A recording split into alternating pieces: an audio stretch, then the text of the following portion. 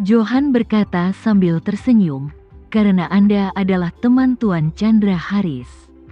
Kalau begitu Anda adalah temanku.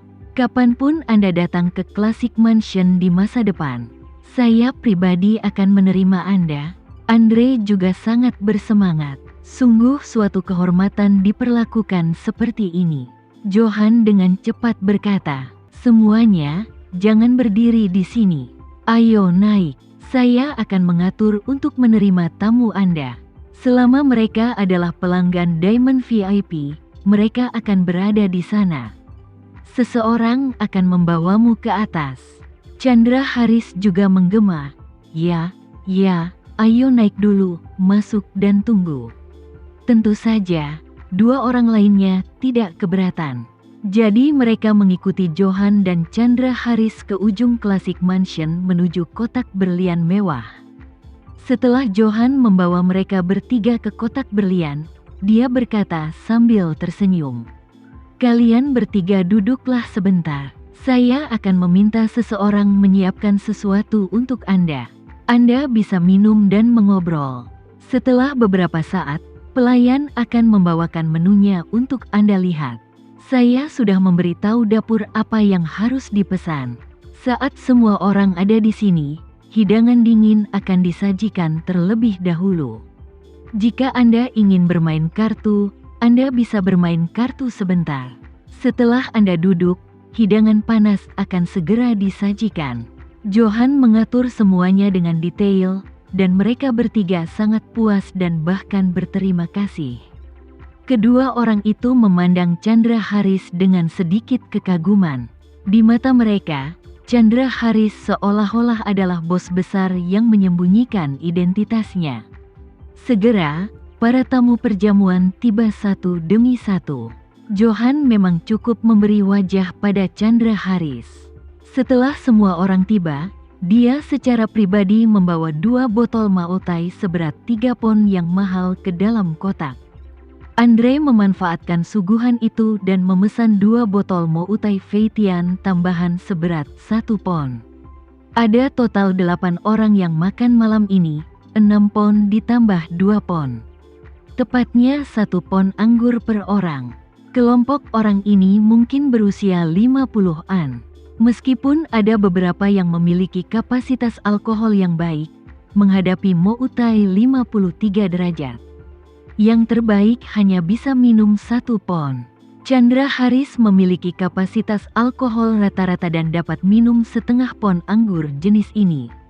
Meskipun itu tidak buruk, namun, karena Johan memberikan wajah yang cukup kepada Chandra Haris, semua orang di meja makan juga memberikan wajah yang cukup kepada Chandra Haris.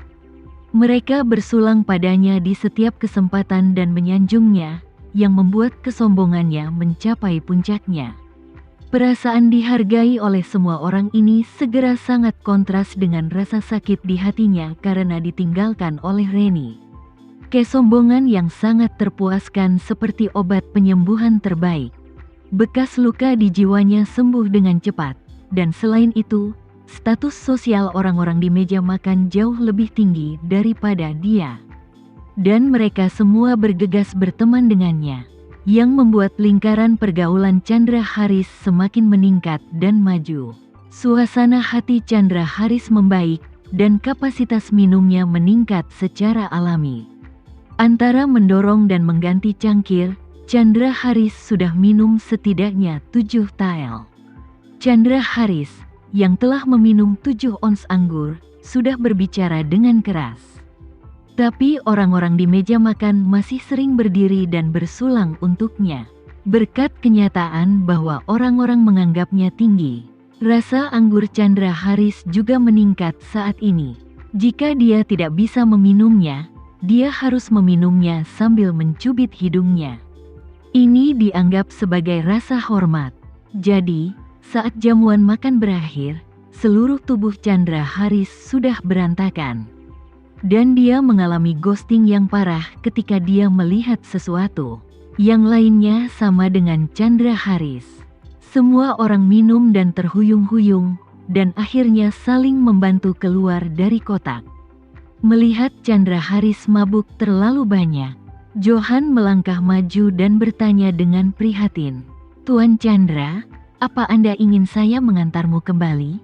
Chandra Haris berkata sambil mabuk, "Tuan, kamu terlalu sopan. Aku hanya naik taksi kembali, dan itu akan baik-baik saja."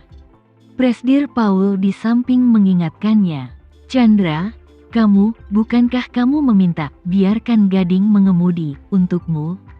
Bukankah seharusnya begitu? Dia seharusnya ada di sini. Aku akan meneleponnya." Begitu Johan mendengar kata Tuan Gading, katanya. Tuan Gading yang disebutkan oleh Presdir Paul, dia hanya menunggu di lobi. Dia tiba sekitar pukul 8 dan memberitahu pelayan kami bahwa dia ada di sini untuk menunggu Tuan Chandra Haris dan Presdir Paul. Jadi saya meminta seseorang untuk mengatur agar dia beristirahat di lobi. Presdir Paul buru-buru berkata, "Kalau begitu, bagus sekali. Biarkan Tuan Gading mengemudi, menyetir." Johan melihat bahwa mereka telah membuat pengaturan, dan Gading memang belum mabuk sekarang, dan terlihat lebih dapat diandalkan. Jadi dia berkata, "Oke, kalau begitu saya akan mengantar ke depan." Ketika semua orang tiba di lobi di lantai pertama, Tuan Gading, yang sedang menunggu di area istirahat lobi, segera berdiri. Berjalan cepat ke arah Presdir Paul dan Chandra Haris, dan berkata dengan hormat, "Presdir Paul, Wakil Presdir Chandra Haris, kalian berdua tidak minum terlalu banyak, kan?" Wajah Presdir Paul memerah dan dia berkata sambil tersenyum, "Minum terlalu banyak? Tidak, kami minum dengan baik. Minum dengan indah, rasanya enak." Setelah itu, ia berpamitan kepada orang-orang di sekitarnya. Setelah semua orang berbasa-basi sebentar, dia dan Chandra Haris mengikuti Tuan Gading keluar dari Classic Mansion. Johan juga mengirimnya keluar. Manajer dari Classic Mansion telah mengantar mobil Chandra Haris ke pintu dan menyerahkan kuncinya kepada Gading. Setelah Johan memberikan beberapa instruksi, keduanya mengucapkan selamat tinggal kepada semua orang dan duduk di barisan belakang Rolls-Royce. Setelah Gading masuk ke dalam mobil, dia memasang sabuk pengamannya dan mengeluarkan undangan. Dia berkata kepada Chandra Haris, "Wakil Presdir, ini adalah undangan yang diminta Profesor Reni untuk saya sampaikan kepada Anda. Bagaimana kalau saya menaruhnya di kotak sandaran tangan untukmu?"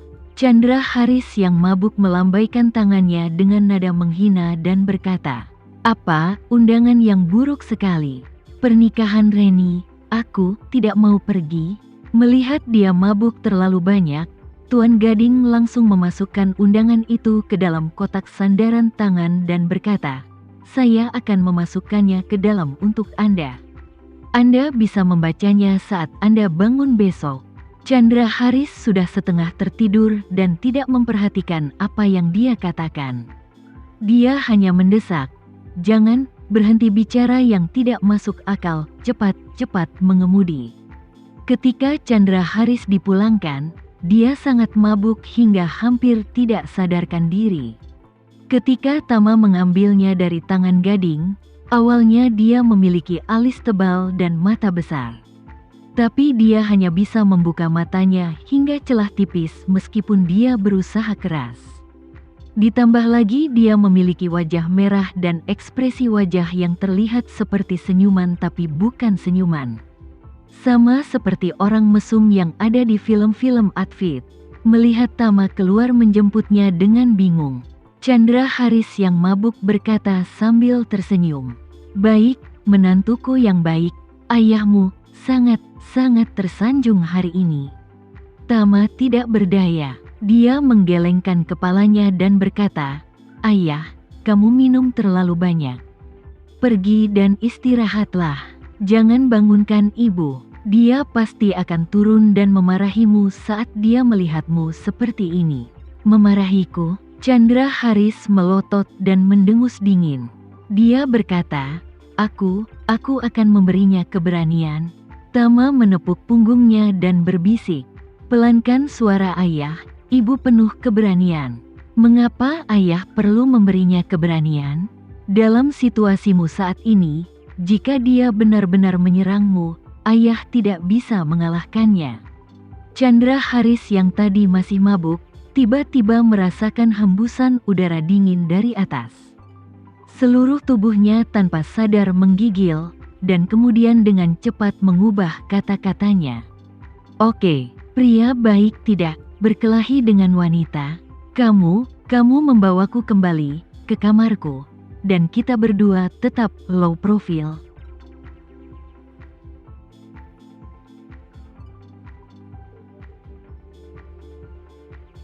Sekian dulu ya video kali ini, kita lanjutkan lagi videonya di lain waktu.